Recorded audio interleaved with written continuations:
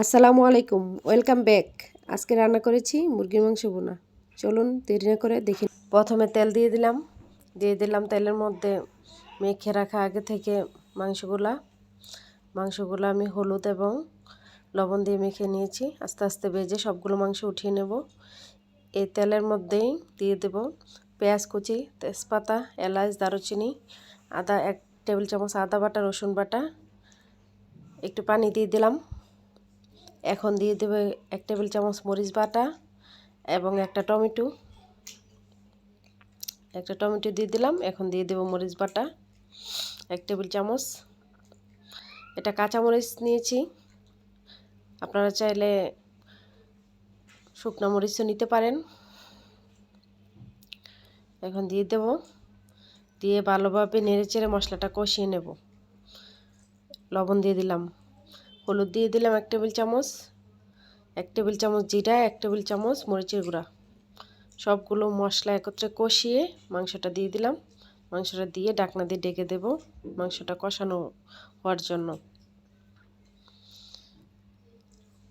এখন ভালোভাবে ঢাকনাটা উঠিয়ে ভালোভাবে নেড়েচেড়ে দেব, নিচে যেন না লেগে যায়। এই পর্যায়ে খেয়াল রাখতে হবে নিচে যেন কোনোভাবেই না লেগে যায়। এখন দিয়ে দেব ঝোলের জন্য পানি দিয়ে দিলাম 2 কাপ পরিমাণ।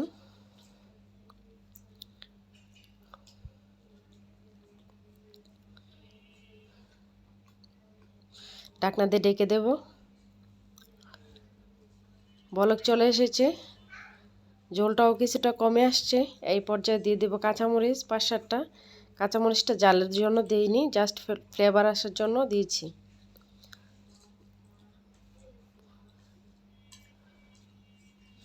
এখন ভালোভাবে নেড়েচেড়ে দেব, উল্টিয়ে পাল্টিয়ে দেব মাংসটা।